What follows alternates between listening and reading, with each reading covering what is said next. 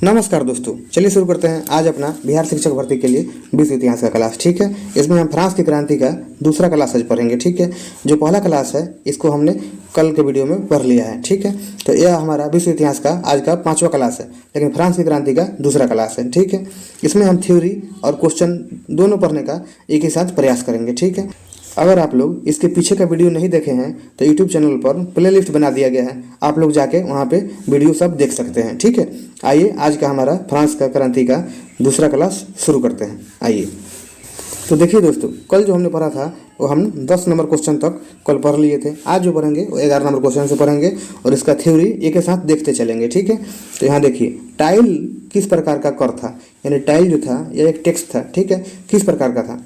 Option A में है धार्मिक कर था, या ऑप्शन बी में है सामाजिक कर था, ऑप्शन सी में है भूमि कर था, या डी में है इनमें से कोई नहीं। ठीक है, तो जो टाइल था वो किस प्रकार का टेक्स्ट था आपको ये बताना है। ठीक है, तो देखिए इसमें 2 प्रकार का टेक्स्ट लगाया गया था। ठीक है, उसको हम लोग नीचे देखने वाले हैं अभी, लेकिन अभी इसका आंसर आप जान लीजिए कि जो सी में लिखा गया है भूमि कर। ठीक है, तो जो टाइल था वह एक भूमि कर था। ठीक है, यानी भूमि पर टाइल टेक्स्ट लगाया जाता था। ठीक है, नीचे देखिए इसके बारे में कुछ लिखा हुआ है, आइए इसको विस्तार से देखते हैं।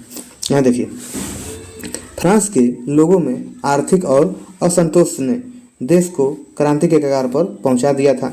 राजकोष के भरपाई के लिए उन पर तरह तरह के टैक्स लगाए जाते थे। ठीक है, हमने आपको बताया था कि फ्रांस में अकाल पड़ा था और राजा जो था वहाँ का वह उसमें वर्साय का महल बनवा रहा था।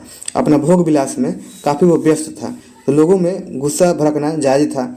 यहाँ पे देखिए और देखिए, और किसान पर अलग अलग प्रकार के टैक्स लगाए जाते थे। ठीक है, चर्च अलग टैक्स लगाता था, अपना राजा अपना अलग टैक्स लगाता था। यहाँ पे देखिए सब कुछ लिखा हुआ है। यहाँ देखिए किसानों को भूमि कर टाइल चुकाना पड़ता था। इसके अलावा एक टीथे या टाइथ एक अलग प्रकार का टैक्स था। जो धार्मिक कर था वो चर्च को भी देना पड़ता था। ठीक है, तो देखिए किसानों की हालत कितनी ख़राब थी, हर एक प्रकार से केवल ये टैक्स ही देते थे। प्रश्न नंबर 12 में कह रहा है टाइथ किस प्रकार का कर था। देखिए अभी हमने पढ़ा है कि जो टाइल था वो किस प्रकार का कर था, तो वो तो भूमि कर था। इसका ऑप्शन देखिए, ऑप्शन ए में है या धार्मिक कर था, या ऑप्शन बी में है सामाजिक कर था, या ऑप्शन सी में है भूमि कर था, या डी में है इनमें से कोई नहीं। ठीक है, क्या होगा इसका आंसर आप लोग बताइए। जो टाइथ था वह एक धार्मिक कर था। ठीक है, अभी मैंने आपको ऊपर बताया था वह धार्मिक कर था, तो क्या होगा इसका आंसर? ऑप्शन ए हो जाएगा। ठीक है, आइए आगे देखिए, आगे क्या है। यहाँ देखिए लेटर्स द कैचेट। ठीक है, लेटर्स द कैचेट क्या था? फ्रांस में भी लेटर्स द कैचेट एक आया था। ऐसे आप लोग को याद होगा कि भारत का जब स्वतंत्रता संग्राम आप पढ़ेंगे तो उसमें आप लोग को याद होगा 1919 ईस्वी में, कब 1919 ईस्वी में रॉलेट एक्ट आया था। आप लोग को याद है? हमने भारतीय राष्ट्रीय आंदोलन पढ़ा दिया है इसी चैनल पर, आप लोग प्ले लिस्ट जाके देख लीजिएगा अगर नहीं देखे होइएगा तो। ठीक है, यहाँ देखिए लेटर्स द कैचेट क्या था, ये फ्रांस में लगा था। ऑप्शन ए में है यह एक प्रकार का कर था, ऑप्शन बी में है बिना अभियोग की गिरफ्तारी यह वाला कोई कानून था, या तीसरा में है एक कानून था, या डी में है बी और सी दोनों। ठीक है, क्या होगा इसका आंसर आप लोग बताइए। देखिए इसका जो आंसर हो जाएगा वो ऑप्शन बी भी होगा और ऑप्शन सी भी होगा। क्यों? क्योंकि यह एक कानून था। ठीक है, और बिना अभियोग के गिरफ्तारी हो जाता था इसमें। मतलब अगर आपको गिरफ्तार करना है तो आपको बताया नहीं जाएगा कि आप कौन सा जुर्म किए हैं या नहीं किए हैं। ठीक है, आपको बस गिरफ्तार कर लिया जाएगा, सरकार का आदेश होगा और आप जेल के अंदर चले जाएंगे। ठीक है, इसलिए इसका आंसर जो होगा वो ऑप्शन डी हो जाएगा। ठीक है, आप लोग इस बात का ध्यान रखिएगा। आइए आज का आगे देखिए क्या है। यहाँ देखिए उसके बारे में हमने लिखा है, उसी को देखते हैं। फ्रांस में व्यक्ति की स्वतंत्रता का अभाव था। ठीक है, माने व्यक्ति स्वतंत्र नहीं था उस समय।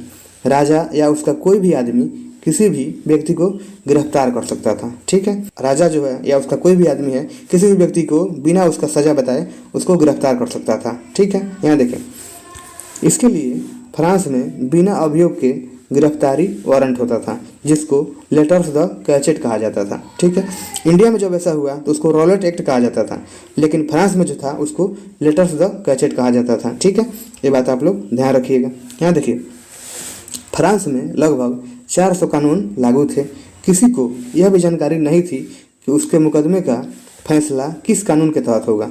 ठीक है, यानी आप अगर जुर्म किए हैं तो किस कानून के तहत आपको सज़ा दिया जाएगा, क्योंकि कानून का संख्या जो है वह तो 400 है, लेकिन किस कानून के तहत आपको सज़ा दिया जाएगा ये बात किसी को नहीं पता था। ठीक है, राजा को जैसा मन में आता था उसी कानून के तहत वह व्यक्ति को सजा देता था। ठीक है, आज का 14 नंबर क्वेश्चन में देखिए क्या कह रहा है। विधि की आत्मा पुस्तक किसने लिखी है? ठीक है, विधि की आत्मा एक किताब है, उसको किसने लिखा है? इसको द स्पिरिट ऑफ लव भी बोलते हैं इसके इंग्लिश में। ये क्वेश्चन आपके बीपीएससी में पूछा गया है। ठीक है, तो आप लोग इसका आंसर बताइए क्या होगा। ऑप्शन ए में है मॉन्टेस्क्यू ने लिखा है, ऑप्शन बी में है रूसो ने लिखा है, या ऑप्शन सी में है वाल्टेयर ने लिखा है, या ऑप्शन डी में है लुइस सोलाहमा। ठीक है, तो देखिए हम लोग बारी बारी से ये चारों ऑप्शन डिस्कस करते हैं। ठीक है, यहाँ देखिए लुइस सोलाहमा जो है, इसके बारे में हमने बताया था कि ये जब राजा बना तो ये मात्र 20 साल का था। ठीक है, और यहाँ पे देखिए जो वाल्टेयर है ये एक बुक लिखा है, जो रूसो है यह भी एक बुक लिखा है, उसको हम नीचे पढ़ने वाले हैं, और जो मॉन्टेस्क्यू है इसी ने विधि की आत्मा पुस्तक लिखा था। ठीक है, तो ऑप्शन ए इसका आंसर हो जाएगा। ठीक है, आप लोग इस बात का ध्यान रखिएगा। यहाँ देखिए सामाजिक संविदा, क्वेश्चन में कह रहा है सामाजिक संविदा सोशल कॉन्ट्रैक्ट किसकी पुस्तक है? ठीक है, अभी हमने आपको ऊपर बताया था रूसो के बारे में, तो रूसो जो था उसी ने सामाजिक संविदा बुक को लिखा था। ठीक है, ऑप्शन बी नंबर इसका आंसर हो जाएगा। किसने लिखा था? तो उसका नाम रूसो था। ठीक है, कौन सा बुक था यहाँ पर लिख देते हैं, सामाजिक संविदा। ठीक है, आप लोग ध्यान रखिएगा। आइए अगला क्वेश्चन देखिए, यहाँ देखिए काफ़ी महत्वपूर्ण क्वेश्चन है।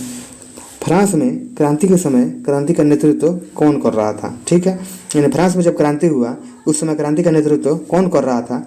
इसका आंसर क्या होगा? तो आंसर ही यहाँ पे दे दिया गया है, मिराबियो और ओबेसियो दो प्रमुख क्रांतिकारी थे। इन्हीं दोनों ने मिलकर उस समय फ्रांस की क्रांति का नेतृत्व किया था। ठीक है, तो आप लोग ये बात का ध्यान रखिएगा। यहाँ देखिए क्वेश्चन में कह रहा है फ्रांस की स्वतंत्रता दिवस कब मनाया जाता है? ठीक है, यानी फ्रांस की स्वतंत्रता दिवस कब मनाया जाता है? ऑप्शन ए में है 5 मई, ऑप्शन बी में है 20 जून, ऑप्शन सी में है 14 जुलाई, या ऑप्शन डी में है 4 जुलाई। ठीक है, तो हमने जब आपको अमेरिका की क्रांति पढ़ाया था उस समय हमने आपको बताया था कि 4 जुलाई को क्या हुआ था, तो 4 जुलाई को अमेरिका का स्वतंत्रता दिवस मनाया जाता है। ठीक है, लेकिन अगर पूछेगा कि फ्रांस का स्वतंत्रता दिवस कब मनाया जाता है, तो इसका आंसर हो जाएगा ऑप्शन सी, यानी 14 जुलाई को फ्रांस का स्वतंत्रता दिवस मनाया जाता है। ठीक है, इसको हमने कल का क्लास में पढ़े हैं। ठीक है, यहाँ देखिए अगला क्वेश्चन है जैकोबिन दल का प्रसिद्ध नेता कौन था? ठीक है, जैकोबिन दल क्या है इसके बारे में हम लोग विस्तार से नीचे पढ़ेंगे, उसको देखिए। जैकोबिन दल का प्रसिद्ध नेता कौन था? ऑप्शन ए में है मॉन्टेस्क्यू, यहाँ नीचे देखिए, और ऑप्शन नीचे है बी में है रूसो, ऑप्शन सी में है वाल्टेयर, ऑप्शन डी में है रोबेस्पियर। ठीक है, तो जो जैकोबिन दल था उस समय, यानी फ्रांस की राजा का जब सत्ता हट गया उसके बाद जैकोबिन सरकार आया। ठीक है, उस समय उसका जो नेता था वो रॉबस्पियर होता था। ठीक है, उसका नाम था रॉबस्पियर। क्या होगा इसका आंसर? ऑप्शन डी हो जाएगा। ठीक है, आइए इसके बारे में विस्तार से देखते हैं। ठीक है, यहाँ देखिए जैकोबिन दल फ्रांसीसी क्रांति के दौरान एक प्रभावशाली राजनीतिक क्लब था। ठीक है, यानी फ्रांस की क्रांति जब हुआ उस समय यह एक प्रभावशाली राजनीतिक क्लब था। इस क्लब मतलब एक टीम होता है। इस क्लब का नाम पेरिस के सेंट जैकब के कन्वेंट से लिया गया था, जहाँ इसकी बैठकें होती थी। ठीक है, तो पूछेगा कहाँ से इसका नाम लिया गया था, तो आप लोग याद रखिएगा यह पेरिस के सेंट जैकब के कन्वेंट से इसका नाम लिया गया था। ठीक है, यहाँ देखिए कौन थे जैकोबिन, ये कौन लोग थे इसके बारे में जानते हैं। यहाँ से देखिए ये वामपंथी क्रांतिकारी लोग थे जिनका मुख्य उद्देश्य क्या था? इनका मुख्य उद्देश्य लुइस सोलहवां के शासन को समाप्त करना था और एक फ्रांसीसी गणराज्य की स्थापना करना था। ठीक है, यानी लुइस सोलहवां जब राजा था तो उसके आतंक से ये लोग परेशान हो चुके थे। ठीक है, तो जो जैकोबिन दल बनाया गया था या जैकोबिन जो टीम बनाया गया था, इनका मुख्य उद्देश्य यही था कि लुइस सोलहवां को शासन पर से हटा दिया जाए और अपना राज्य वहाँ पर स्थापित किया जाए। ठीक है, यहाँ देखिए जैकोबिन क्लब की स्थापना 1789 ईस्वी में ब्रिटेनी फ्रांस के शाही विरोधी द्वारा किया गया था और यह एक राष्ट्रव्यापी गणतांत्रिक आंदोलन के रूप में विकसित हुआ। ठीक है, तो पूछेगा इसकी स्थापना कब हुआ, तो 1789 में हुआ। उस समय ब्रिटेनी जो था एक ब्रिटेनी जगह था, फ्रांस के शाही विरोधी द्वारा इसका स्थापना उसी जगह पर ब्रिटेनी जगह पर किया गया था। ठीक है, यहाँ देखिए इस क्लब में कौन कौन लोग शामिल थे आंदोलन करने के लिए, तो यहाँ देखिए इस क्लब के सदस्य जो थे छोटे दुकानदार थे, कारीगर थे और मजदूर इत्यादि सभी लोग इस जो छोटे क्लब था जैकोबिन दल, इसमें सभी लोग शामिल थे। इसका जो मेन नेता था या लीडर बोलते हैं वो कौन था? यहाँ देखिए इसका जो नेता था उसका नाम था मैक्सिमिलियन रोबेस्पियर। ठीक है, हमने अभी आपको बताया कि जैकोबिन दल का नेता कौन था, तो आप लोग याद रखिएगा उसका नाम रोबेस्पियर था। ठीक है, नीचे देखिए जैकोबिन का महत्व क्या था, इसका महत्व क्या हुआ, इसके बारे में हम लोग यहाँ पे देखने वाले हैं। यहाँ देखिए यह क्लब फ्रांसीसी क्रांति में शामिल सबसे प्रसिद्ध और कट्टरपंथी राजनीतिक कार्य था। ठीक है, एक मतलब आंदोलन था वो सबसे कट्टरपंथी था वहाँ पर, यहाँ देखिए, इसने लोकतंत्र और समानता के सिद्धांतों का समर्थन किया था। इसने 1792 ईस्वी में खाद्यान्नों की कमी एवं महंगाई को मुद्दा बनाकर जगह जगह विरोध करवाया। ठीक है, 1792 ईस्वी में इसने कहा कि देखिए महंगाई काफ़ी बढ़ रही है, खाद्यान्न की कमी है, या भी और भी मुद्दा उठाकर इन लोगों ने 1792 ईस्वी में काफ़ी जगह विद्रोह करवाया था। ठीक है, ये जैकोबिन के लोग थे। जैकोबिन का कार्य क्या था, कार्य के बारे में देखिए। रॉबेस्पियर जो था वो वामपंथी विचारधारा का समर्थक था। ठीक है, यानी उग्रपंथी जो लोग होते हैं उस प्रकार का, उस टाइप का रॉबेस्पियर जो नेता था वो था। जैकोबिन ने फ्रांसीसी क्रांति को एक नए मोड़ पर पहुंचाया और इसके सबसे कट्टरपंथी चरण का नेतृत्व किया। यानी जैकोबिन जो दल था इस समय सबसे कट्टरपंथी चरण जो था वो इन्हीं के समय था। ठीक है, देखिए उस समय जो नेता बना था उसका नाम था रॉबेस्पियर। ये भी जब नेता बन गया तो ये भी काफ़ी सभी लोगों को परेशान करने लगा, लोगों पर अनेक प्रकार का टैक्स लगाया जाने लगा इसके तरफ से। तो इसको भी क्या किया गया, इसी को विशेष न्यायालय ने 1794 ईस्वी में मृत्युदंड दे दिया। ठीक है, उसके बाद इसका भी कहानी खत्म हो गया। यहाँ देखिए, उसके बाद 1795 ईस्वी में एक नया संविधान बनाया गया। ठीक है, फ्रांस में एक नया संविधान बनाया गया 1795 में, जिसने फ्रांस में गणतांत्रिक शासन की शुरुआत किया। ठीक है, तो फ्रांस में नया संविधान कब बना, तो आप लोग याद रखिएगा, उसका आंसर हो गया 1795 ईस्वी। ठीक है, आइए आगे देखिए, आगे क्या है। देखिए, आगे चलकर नेपोलियन बोनापार्ट ने स्वयं को इस गणराज्य का प्रधान घोषित किया और अपना नेपोलियन कोड लागू किया। ठीक है, नेपोलियन कोड कब लागू हुआ, तो आप लोग याद रखिएगा, ये 1804 ईस्वी में लागू हुआ। ठीक है, अच्छा लग रहा होगा तो लाइक कर दीजिएगा और सब्सक्राइब कर दीजिएगा। ठीक है, अब बाकी हम लोग कल पढ़ेंगे। कल क्या पढ़ेंगे, नेपोलियन बोनापार्ट के बारे में हम लोग कल विस्तार से पढ़ेंगे। ठीक है, अच्छा लगा होगा तो लाइक कर दीजिएगा, सब्सक्राइब कर दीजिएगा। कल जो हम लोग पढ़ेंगे वो नेपोलियन के बारे में पढ़ेंगे। ठीक है, नेपोलियन बोनापार्ट के बारे में कल के वीडियो में हम लोग देखने वाले हैं। ठीक है, आज के लिए धन्यवाद।